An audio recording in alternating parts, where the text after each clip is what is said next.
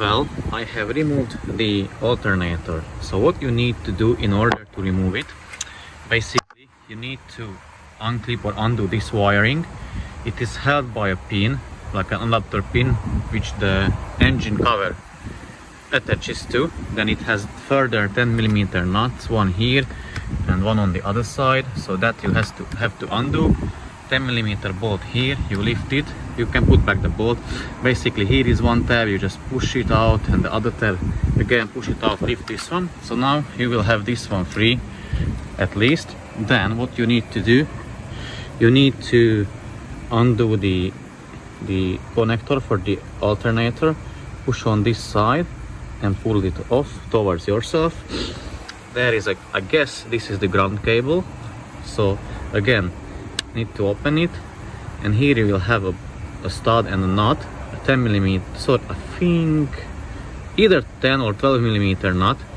Undo it, you can put back the nut on the alternator side. That's it. Then again unclip this one with this kind of tool. Once you unclipped it, then you can loosen the tensioner and remove the drive belt. So basically you see that there,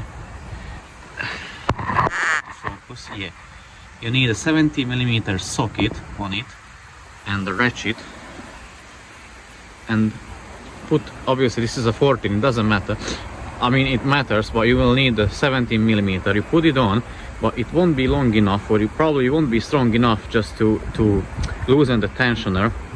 It loosens this way, so you have to turn it this way. So what I used, basically I used it with this kind of setup. So this is a size 70mm tilted end spanner and an extension, if you will.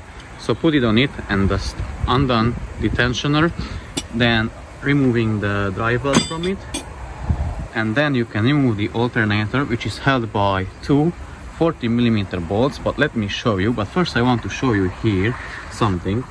So see, there is the groove for the bottom bolt of the alternator, and there is the top, here goes the top bolt of the alternator.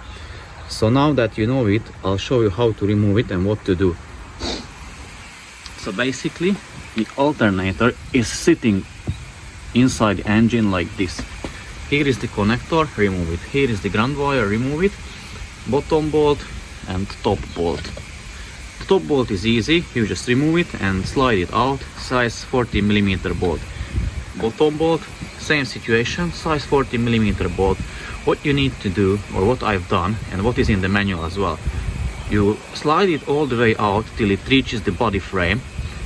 You twist, you remove the top bolt, you twist it out from its place, and then you start wiggling it, and you can just pull off towards yourself, upwards, the generator or alternator. So because as I showed you in the video, in the engine bay, there is a groove for the bolt, so it doesn't hold, even though the bolt is true to this, I don't know, tab, it won't hold it, so you can just pull it out from the engine. And now I'm going to remove the water pump itself. So it is held by 4 bolts from the top, which you may be able to see. The camera will zoom in there. So 1, 2, 3, 4 and 2 from the bottom. I guess they are size 10 from looking at them, but I will confirm that later and let you know. I will remove the tensioner because the owner has a pulley for the tensioner as well, so he wants me to get that changed, so I'm going to change that for him as well. Here is the tensioner removed. So basically how I did it, I undone 2 bolts, both of the bolts, top, bottom, 40mm bolts, then removed first this one because I could like wiggle it this way and removed it. This is the longer bolt, the bottom one, so I removed it, and then I removed the top bolt and just slid off the tensioner. Here is where you put your socket or spanner. Well, you need to make sure that it because you see the gap here is like quite tight, quite narrow, so you need to have a very narrow spanner. I'll show you which I used. I used this Z-neck type spanner. and it came off from there, as you can see. Here, top and the bottom bolt. Now I can remove the belt and then remove the water pump, feed back the new one, obviously drain the coolant before it. I already have it drained, so I may have a little bit of coolant still in the system, but not a lot. Anyways, put a bucket underneath it to catch the coolant, and then you can remove the water pump. The water pump is removed. Here is the gasket on it still, as you can see, and also on the engine block surface. So let me show you that. I'll need to get that one off from the engine surface.